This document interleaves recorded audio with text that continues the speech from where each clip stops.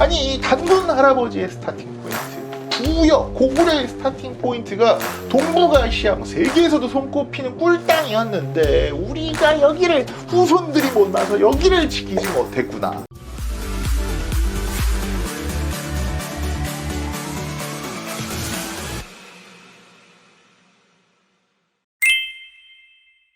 안녕하세요, 두선생입니다. 오랜만에 인사를 드립니다. 저희 졸저죠. 지도를 읽는 세계에서 동양판을 쓰고 있습니다. 동양의 지리, 동양의 지도를 말하는데 당연히 한국을 빼놓을 수는 없을 거 아니에요? 근데 한국의 역사를 지도로 읽으려면 어디서부터 시작을 해야 할까라는 고민을 하는데 자연스럽게 만주가 떠올랐습니다. 한민족의 역사는 만주에서 시작했다라고 해도 과언이 아닙니다. 고조선, 단군 할아버지가 만주에서 스타팅을 잡으셨잖아요. 그리고 또 다른 우리의 역사인 부여, 고구려, 그리고 발해도 다 만주를 기반으로 성장한 나라들입니다. 그런데 왜 지금 우리 민족의 영토에 만주는 없을까요? 왜 한민족은 만주의 남쪽 한반도에서만 정착을 하게 되었을까요?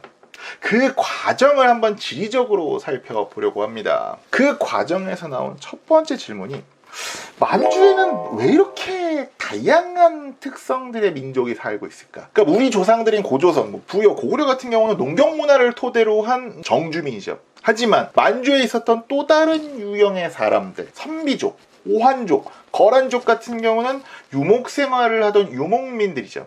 그리고 만주에 살던 또 다른 유형의 사람들, 음루, 숙신, 물길, 말갈, 여진 등등의 퉁구스계 민족은 농사도 좀 짓고 수렵도 하고 심지어 해적질, 유목질 별걸 다 했던 그런 사람들입니다.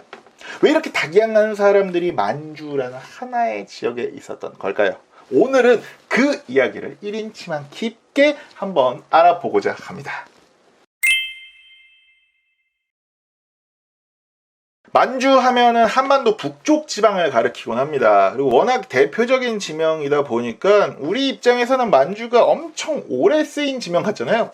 그런데 만주라는 지명이 생긴 지 500년이 채 안 된 그런 용어입니다. 그러니까 만주벌판을 달리던 광개토대왕이라든지 발해를 세운 대조영은 만주라는 용어 자체를 몰랐어요. 만주라는 지명은요, 조선 초기 그 만주족이 세운 후금, 청나라가 들어설 때쯤인 한 17세기쯤 만들어집니다. 여진족의 지도자인 누르하치가 후금, 훗날의 청나라를 세우고 이 지방을 통일하죠. 그리고 그 뒤를 잇는 청태종 홍타이지가 이 지방에 살고 있던 사람들을 묶어서 그냥 만주족이라고 부르면서 만주라는 용어가 생긴 겁니다. 그러니까 만주는요, 땅 이름, 지명 이름으로 시작한 게 아니라 원래는 사람들의 이름, 이 지역에 살던 민족명, 사람들의 이름이었습니다. 여기가 유럽이나 서양에서는요, 여기를 동타타르라고 불렸어요. 몽골을 지칭하는 서양의 용어가 타타르잖아요. 타타르가 있던 동쪽 동네니까 동타타르. 그래서 이제 그 사할린 섬이랑 연해주 사이에는 요 바다 있죠? 요 바다를 타타르 해협이라고 부릅니다. 아무튼 다시 이제 동타타르로 넘어와서 나중에 결국에는 이 유럽 사람들이 이 지역을 만주인들의 땅인가 보다 해서 만추리아라고 부르기 시작했대요. 그리고 서양 지도에 만추리아라고 적혀 있는 걸 본 일본인들이 여기를 그냥 그대로 만주라고 번역을 하면서 이 지역이 만주가 된 겁니다. 그리고 특히나 1931년에 이제 일제가 여기를 점령하고 만주국이라는 괴뢰국, 꼭두각 신하라를 세우면서 만주라는 지명이 더 퍼진 거죠. 지금 이제 이 만주 지방을 점유하고 있는 곳은 이제 중국이잖아요. 중국 같은 경우는요, 오히려 만주국, 일제 침공 또는 만주족, 청나라를 세운 이민족 오랑캐 이런 게 떠오른다고 만주라는 지명 쓰는 거를 조금 꺼린다고 합니다. 그래서 이 지역을 중국 입장에서는 동북 쪽에 있잖아요. 그래서 여기를 둥베이 지방이라고 부르고요. 이 지방에 있는 3개의 성, 즉 행정구역인 베이롱장성, 흑룡강성, 그리고 랴오닝성, 요녕성이죠. 그리고 가운데 있는 지린성, 길림성, 이 성을 동북 3성이라고 부르기도 합니다. 여기서 질문. 그럼 어디서부터 어디까지를 만주라고 하는 걸까요? 루마니아는 발칸반도에 포함이 될까요, 안 될까요? 라는 질문처럼 만주는 어디서부터 쳐야 될까? 연해주는 만주인가 아닌가? 이게 만주의 범위도 딱 떨어지진 않는다라고 해요. 왜냐면 기본적으로 이 지역이라고 하는 게 딱 떨어지지 않잖아요. 그런데 굳이 구분을 해보자면 넓은 의미에서 보는 만주는요, 동시베리아, 그 남쪽 끝에 그 스타노보이 산맥 남쪽을 그냥 만주라고 합니다. 좁은 의미에서 보면은 지금의 러시아령을 그냥 뺀 곳, 동북 삼성 지역을 그냥 좁은 의미의 만주라고 합니다. 해안가에 있는 이 지역, 우리가 잘 아는 지명이죠. 연해주고요. 그리고 요 지역이 이제 아무르강 북부입니다. 이렇게 아무르강 북쪽이랑 연해주, 그러니까 러시아 영토를 우리가 외만주, 바깥에 있는 만주라고 외만주라고 부릅니다. 그런데 이 외만주 지역은요, 이게 우리나라 역사에서 봤을 때 독립운동 시기에는 굉장히 많이 등장해요. 연해주, 뭐 하바롭스크 뭐 많이 등장을 하는데 한국사의 큰 줄기에서는 굳이 다루진 않아도 됩니다. 제가 그 만주에 대해서 자세하게 다룬 영상도 있거든요. 뭐 간도까지 해서 궁금하신 분들은 그걸 참고해 주시면 되겠습니다. 그럼 지금부터 만주라고 하면은 바로 이 지역이 아니라 다소 좁은 지역의 좁은 의미의 만주 하면 그냥 내 만주라고 지금부터는 우리 약속을 하고 진행을 한번 하도록 하겠습니다. 그럼 내 만주의 지리적 범위는 어떻게 되느냐?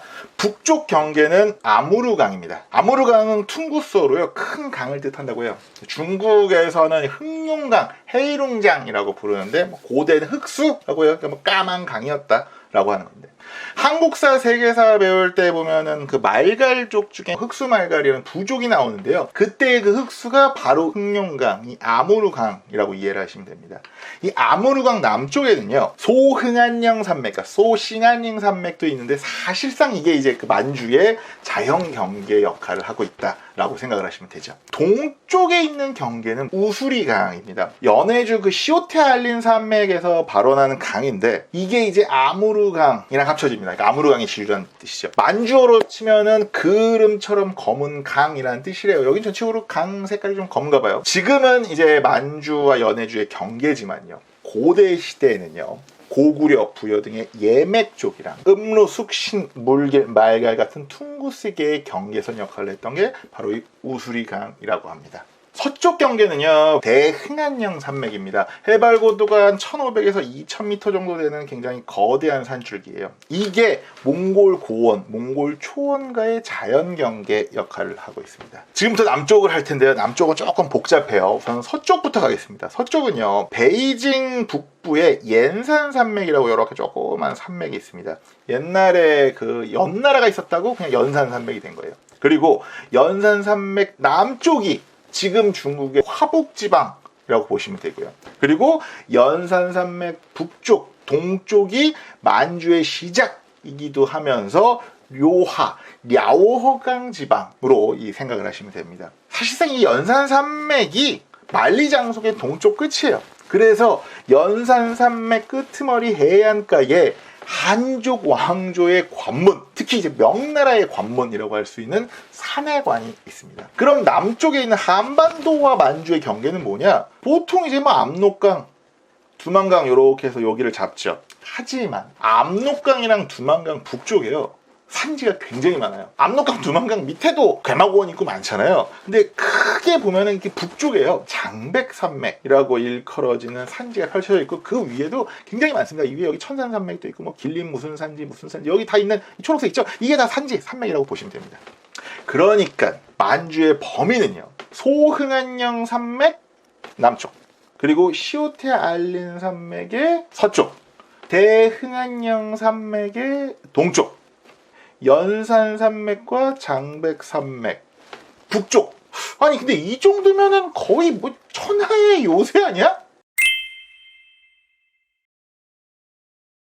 산지로 둘러싸여 있으면 방어하기가 좋습니다. 중국사에서 가장 오랜 기간 수도 역할을 했던 그 관중지방, 그 장안이 있는 그 관중지방이 그랬죠. 그럼 만주는 방어하기가 좋았을까요? 가장 궁금해하실 만한 서쪽을 한번 보도록 할게요. 여기에요, 뭐 연산산맥부터 해서 뭐 칠로도 산맥, 뭐 노노아노 산맥, 흑산산맥, 의무려 산맥 등등 은근히 여기가 또 험준한 산지가 해안가까지 쭉 이어져 있습니다. 그리고 그 북쪽에는 서랴오강 그 상류죠. 여기에 커얼친 사막이라고 사막이 또 있습니다. 그러니까 산맥이랑 사막을 건너서 겨우겨우 랴오강 이제 하류 근처로 도착을 했다. 그럼 문제는요, 요하 하류, 랴오강 하류에는 또 늪지대, 뻘밭이 있습니다. 여기가 요택이라고 불려요. 여기가 또 난리가 납니다. 그러니까 지리적으로 봤을 때 중국이랑 만주, 한반도는 육지로 왕래하기가 굉장히 힘들었습니다. 그러니까 수나라, 당나라가 고구려에 이렇게 판판이 깨졌는지 이게 좀 이해가 가십니까? 그런데 흥미로운 게 있습니다. 예상외로요, 이 대흥안령 산맥이 길을 열어줍니다. 여기가 산줄기는 큰데 이동하기가 쉬워요. 이 몽골 초원이랑 고도 차이가 얼마 안 크고 이게 만주랑 연결된 동남쪽 사면도 굉장히 완만하다고 해요. 그리고 이거는 이 북쪽에 있는 소흥안령 산맥도 굉장히 비슷합니다. 오래된 산맥이다 보니까 송화강, 넌강, 아무르강 등등 강이 굉장히 많이 형성이 돼 있고 침식작용이 활발하게 이어져 있습니다. 그러다 보니까는 하고, 그러니까 우리가 골짜기를 통해서 이동을 하거나 교류를 하기 굉장히 쉬워요. 중국 화북지방이랑 교통로는 아주 거지 같은데 이렇게 몽골 초원이나 외만주와의 교통로가 좋다? 이러면은 당연히 이 만주 지방은 유목민들한테 굉장히 유리한 지역일 수밖에 없습니다. 그러니까 몽골 초원에서 뛰어노는 게 유목민족이잖아요. 그러다 보니까 만주를 통일한 청나라가 이 명나라의 산해관은 절대로 뚫지 못했지만은 오히려 내몽골을 우회, 몽골 초원을 우회해서 만리장성 저 서쪽에 있는 지역을 약타한 건 가능했던 겁니다. 그리고 우리나라 고대사에서도요, 고조선 같은 만주의 유민 집단 같은 경우는 황하 유역의 문명보다는 몽골 초원 또는 시베리아에 있는 유목민들, 그곳에 있는 주민 집단들과 더 교류가 활발했던 유적들이 나오곤 하죠. 그리고 선비족, 거란족 같은 유목민족들이 요하, 랴오강 서쪽 요서지방에서 활동했던 게 이 몽골 초원이랑 지형적으로 굉장히 가까웠기 때문인 거죠. 선비족의 일파였던 모용부, 그러니까 우리 모용선비가 요하 지방에 있다가 한족이 뭐가 약해 보이네 하고 그냥 베이징을 수도로 하는 전년, 후연이라는 나라를 세운 거고요. 또 다른 선비족의 일파였던 이 탁발부 같은 경우는요, 이 북부에 있었어요. 만주 북부에서 놀다가 아예 내몽골을 거쳐서 중국의 산사성, 산시성 지방으로 남하해서 북위 정권을 세운 겁니다.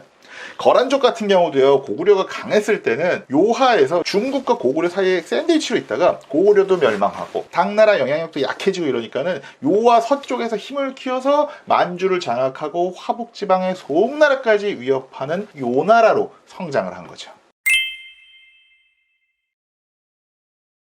지금부터는 이제 만주 내부를 한번 살펴보려고 합니다. 만주에는요, 대표적인 강이 두 개가 있습니다. 송화강과 요하강. 한 번 정도는 들어보셨을 것 같은데, 첫 번째 이제 송화강, 수화강 얘기를 한번 해볼게요. 백두산에서 이제 흐르기 시작을 해서 북쪽의 아무르강이랑 합쳐져서 저쪽 이제 시베리아 쪽으로 넘어가는데, 우리 역사에서 이제 송화강 유역에 있었던 나라 하면 역시 부여가 있겠죠. 두 번째는 요하, 랴오허 강입니다. 동쪽, 서쪽에서 발원지가 두 군데 있습니다. 그래서 동요하, 서요하라 그러는데, 긴 거는 서쪽에 있는 서요하예요. 컬친 사막, 그리고 뭐 몽골 고원, 그리고 다싱안닝 산맥 쪽에서 발원, 물길이 출발을 해서 서쪽으로 쭉 가다가 동요하를 만나면서 발해만, 보아이해로 이제 떨어집니다. 우리 역사에서 요하 유역에 있었던 나라로 이제 추정되는 나라가 바로 이제 고조선이죠.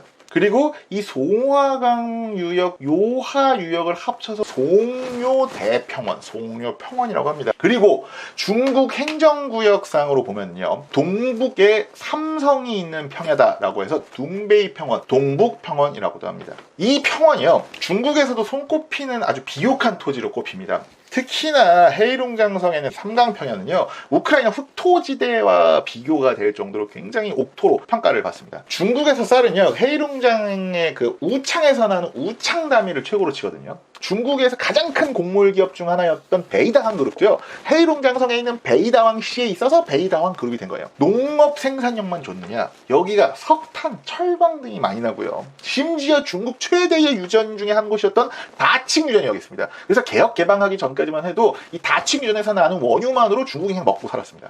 이 국공내전에서 공산당이 승리할 수 있었던 이유 중에 하나가 당시 중국 공산당이 이 만주를 점령하고 만주를 갖고 있었기 때문이다 라는 분석이 있을 정도예요. 그래서 1970년대까지, 그러니까 개혁 개방을 하기 전까지 동북 삼성, 둥베이 평원, 이 송묘대 평원은요, 별명이 공화국의 맏아들이었습니다. 여기까지 들으면은 우리는 굉장히 억울하고 아쉬워요. 아니, 단군 할아버지의 스타팅 포인트, 부여, 고구려의 스타팅 포인트가 동북아시아, 세계에서도 손꼽히는 꿀땅이었는데 우리가 여기를, 후손들이 못나서 여기를 지키지 못했구나 라고 생각을 할 수 있습니다. 하지만 만주의 지리는요, 우리가 알지 못하는 한 가지 반전이 있습니다. 만주의 지형을 간단하게 구분을 하면, 만주를 감싸고 있는 산지 지형이랑 만주 내부에 있는 평원으로 나눌 수가 있죠. 그런데요, 만주의 지리에는 지형에서 볼 수 없는, 지형만으로는 판단할 수 없는 한 가지가 있습니다. 바로 기후입니다. 보통 위도가 높으면 추워지고 해발고도가 높아지면 추워지잖아요. 근데 만주는 그걸로만 볼 수가 없어요. 자, 지금부터는 이제 만주 지역의 연 강수량을 나타내는 지도입니다. 지도가 이렇게 고화질은 아니죠. 농사를 지으려면요, 연 강수량이 500mm에서 600mm 정도는 돼야 돼요. 그런데 잘 보면요, 송료 대평원 한가운데에 연 강수량 500mm 선이 관통을 합니다. 그러니까 송료 대평원은요, 지형으로 보면은 누가 봐도 평원이에요. 그런데 기후로 보면은 농경지대에서 초원, 사막지대로 넘어가는 접경지, 경계선, 점이지대라고 볼 수가 있는 겁니다. 그래서 만주의 지리, 만주의 주민 구성은요, 산맥, 하천 같은 자연 지형이 아니라 연 강수량, 연 평균 기온, 그리고 연간 무상일수, 그러니까 설이 안 끼는 날 같은 기후에 의해 결정이 되는 겁니다. 기후로 만주를 구분해서 간단하게 후려치면요, 강수량이 적은 서북부의 초원, 사막지대랑 연결된 이 부분 같은 경우는 오환, 선비, 거란 같은 유목민들이, 강수량이 그나마 되는 이 중남부 같은 경우는 고조선, 부여, 고구려 같은 우리의 조상들, 정주민, 농경민들이, 강수량은 그나마 되는데 온도가 조금 낮은 이 만주 동북부 있죠? 여기는 음루계, 숙신계, 그러니까 말갈, 여진 같은 퉁구스계의 수련민들이 살았던 겁니다. 다시 송료 대평원으로 한번 넘어오시죠. 여기가 고대에도 꿀땅이었느냐? 부여 관련된 기록에서는 농업 생산력이 나쁘진 않았다고 해요. 그래서 3세기까지는 오히려 고구려보다 부여가 이 동네에서 강자 역할을 했다고 합니다. 그런데 기온이 조금만 낮아지면, 그런데 비가 조금만 안 오면 그냥 그 해 농사는 조지는 거예요. 그리고 제가 아까 말씀드렸죠, 부여가 있던 이 동네가 농경지랑 초원지대, 사막지대 중간 점이지대입니다. 부여 자체적으로 봤을 때는 중국에 말을 수출했을 정도로 말도 많이 길렀다는 기록이 있어요. 그런데 초원과 지리적으로 가깝다라는 건 유목민들과 접촉도 많이 하고 대립과 갈등도 굉장히 많았다 라는 거죠. 실제로 3세기 말부터 선비족, 모용선비한테 대대적으로 털리기 시작하면서 부여는 쇠락기를 맞습니다. 사실 아까는 제가 말씀을 안 드렸는데요, 만주가 제대로 개발되기 시작한 거는 일제가 만든 계례국인 만주국이 들어선 이유입니다. 애매한 기후를 극복할 수 있는 농업 기술도 개발이 됐으니 일제가 아예 그냥 수탈을 위해서 이 만주 땅을 적극적으로 개발한 거죠. 이후에 만주를 점령한 공산당 정부 같은 경우도요, 수많은 인민들을 여기에 갈아 넣어서 겨우겨우 개간을 했고, 그제서야 중국의 대표적인 농지로 변모를 한 겁니다. 그 전까지 만주는 아직까지도 추정의 영역이에요. 그러니까 뭔가 긁지 않은 복권인데 잘 됐을 것 같기도 하고, 잘 모르겠다. 그리고 뭔가 꿀땅이었을 것 같은데 뭔가 아슬아슬한 그런 곳 같았다 라고 추정이 되는 겁니다. 아니 잠깐만, 그러면 고구려는 어땠을까? 우리가 알고 있는 고구려 영토가 그 광개토 대왕, 장수왕, 문자 명왕 시절의 만주 대부분이었지만, 초기 고구려는 산만 잔뜩 있었던, 여기도 아니에요, 산만 잔뜩 있었던 이 장백산맥 한 가운데서 시작을 하잖아요. 그래서 그래갖고 약탈을 많이 하다 보니까 군세력이 강해졌나? 그것도 어느 정도 맞는 말이긴 한데, 고구려가 처음 자리를 잡은 이 장백산맥이랑 주변 산지 같은 경우가요, 중간중간에 은근히 이렇게 낮은 골짜기 구릉지대가 많아요. 워낙 침식이 많이 있었던 곳이다 보니까 그나마 농경에 적합한 기후 조건을 갖춘 덕분에 고구려도 농업 국가로서, 농경민으로서 겨우겨우 살아남을 수 있었던 거죠. 다음 시간으로 넘어가기 전에 만주의 현재를 간단하게 알아보려고 합니다. 헤이룽장성, 지린성, 랴오닝성, 동북 3성의 인구를 합치면 1억 명이 넘는다고 합니다. 엄청나죠? 평원도 있고 농업 생산력도 좋고 석탄 석탄이나 철강석도 많고 심지어 석유도 나와. 이 정도면 그냥 따로 독립해도 먹고 살 수 있을 정도로 평가를 받습니다. 그런데요, 이 지역이 지금은 중국의 러스트벨트라는 이야기를 듣고 있습니다. 러스트벨트, 미국 북부의 5대5 인근 지역이죠. 그 제조업 지대인데 한때는 뭐 미국 제조업의 상징, 미국 산업화의 상징이었지만 미국에서 제조업이 불황을 맞으면서 5대5 근처의 러스트벨트의 경제도 내리막을 타게 됩니다. 중국의 동북 삼성도요, 1980년대 90년대부터 경제가 내리막을 타고 있다고 합니다. 그러니까 중국이 경제 개방을 추진하면서 주로 이제 경제 중심지가 무역에 유리한 동남 해안가로 이제 옮겨가게 되잖아요. 사실 동북 삼성이 이 북쪽에 치우쳐져 있다 보니까 북쪽엔 시베리아고요, 남쪽에는 북한이 있습니다. 뭐 무역하기는 최악이잖아요. 그러니까 자연스럽게 경제 위기를 겪게 되는 거죠.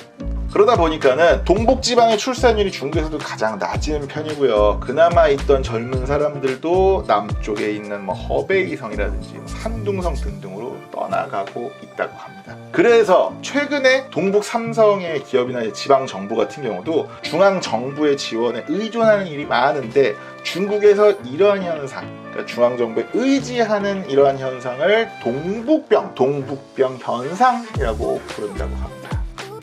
참 역사가 이래서 아이러니하기도 하고 참 재밌는 것 같습니다. 다음 시간에는요, 시선을 한국사 전체, 한반도, 만주 전체로 한번 넓혀볼까 합니다. 만주의 송화강 유역부터 한반도, 낙동강 유역까지 만주와 한반도, 이 만반도에서 뛰어놀던 우리 조상들은 왜 만주를 포기하고 한반도에 정착하게 되었을까요? 만주를 다시 찾아올 기회는 없었을까요? 한국의 역사를 지도로 한번 읽어보도록 하겠습니다. 그때까지 구독과 좋아요, 알림 버튼을 누르고요. 지도로 역사 여행을 떠나듯이 한 번 더 보세요. 그리고 두 번 더 보세요.